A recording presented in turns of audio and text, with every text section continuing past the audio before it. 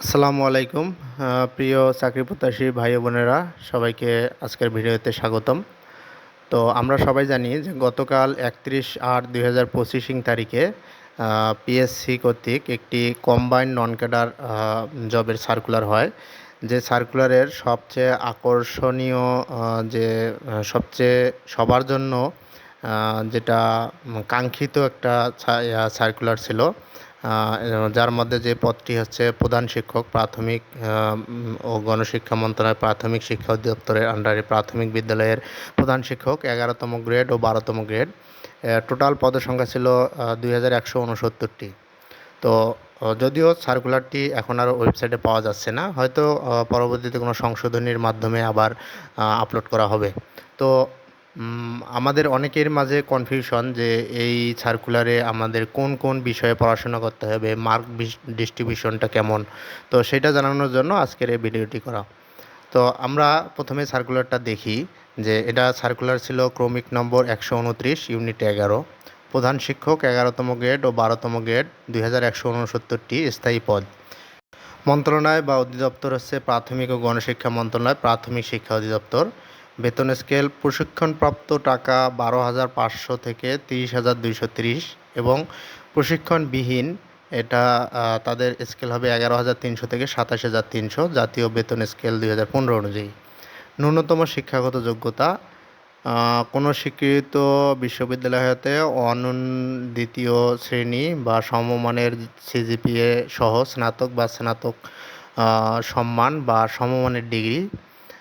শিক্ষা জীবনে কোনো স্তরে তৃতীয় বিভাগ অথবা সমমানের জিপিএ অথবা তৃতীয় শ্রেণী অথবা সমমানের সিজিপিএ গ্রহণযোগ্য হইবে না এবং তফসিল 2 অনুযায়ী গৃহীত পরীক্ষায় উত্তীর্ণ।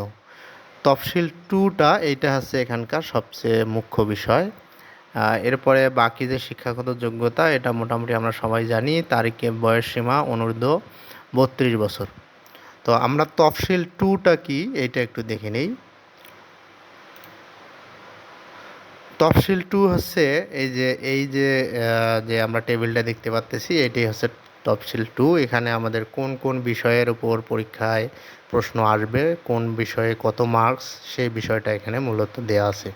তো এখানে তফসিল 2 বিধি 2-এর গ দ্রষ্টব্য 1 নম্বর আছে লিখিত পরীক্ষা, 2 নম্বর কলামে আছে পরীক্ষার বিষয়, 3 নম্বরে আছে নম্বর, সর্বনিম্ন নম্বর, সময়। যাই হোক, পরীক্ষার বিষয় বাংলা 1 নম্বর বাংলা, এটাতে থাকবে 25 নম্বর, ইংরেজি থাকবে 25 নম্বর, গণিত ও দৈনন্দিন বিজ্ঞান এটি 20 নম্বর, সাধারণ জ্ঞান বাংলাদেশ ও আন্তর্জাতিক বিষয়াবলী 20 নম্বর, মোট নম্বর থাকবে 90 আর মৌখিক পরীক্ষা হবে 10।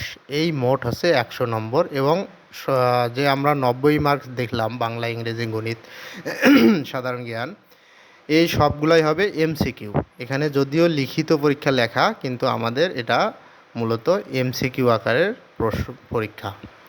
সময় হচ্ছে 90 মিনিট, তার মানে হচ্ছে 90টা প্রশ্ন আমাকে 90 মিনিটে সলভ করতে হবে। ব্যাখ্যা নিচে আছে ব্যাখ্যা, লিখিত পরীক্ষায় উত্তীর্ণ প্রার্থীগণ মৌখিক পরীক্ষার জন্য যোগ্য বিবেচিত হইবেন। তার মানে আমাদের যে লিখিত অংশ মানে 90 মার্কস, এই 90 মার্কসের মধ্যে আমাকে 50% মার্কস পেতে হবে, মানে 45 পেতে হবে। যদি আমি 45 পাই সেক্ষেত্রে আমাকে মৌখিক পরীক্ষার জন্য তারা সিলেক্ট করবেন অথবা আমাকে ফেল দেখাবে, আমার রেজাল্ট আসবে না। তো এই হচ্ছে বিষয়। তো এরপরে আমাদের দেখা যাবে যে হচ্ছে বিভিন্ন বাজারে বিভিন্ন বই পাওয়া যাবে, যে চটি আকারের বই, একটার মধ্যেই সবগুলো বাংলা, ইংরেজি, গণিত, সাধারণ জ্ঞান সব। কিন্তু আমাদের আসলে ওই রকম বই পড়ে আসলে এই প্রতিযোগিতামূলক যে বাজার, যে চাকরির বাজার, এখানে আসলে চান্স পাওয়া খুব কঠিন।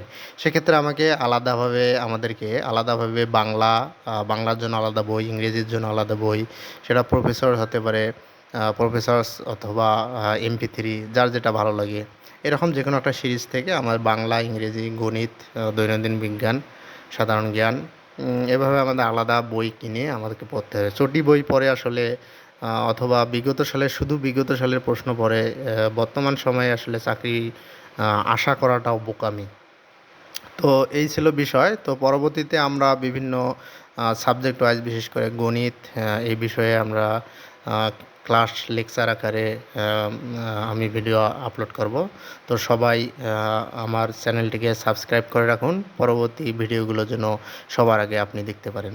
ধন্যবাদ সবাইকে, ভালো থাকবেন। আসসালামু আলাইকুম।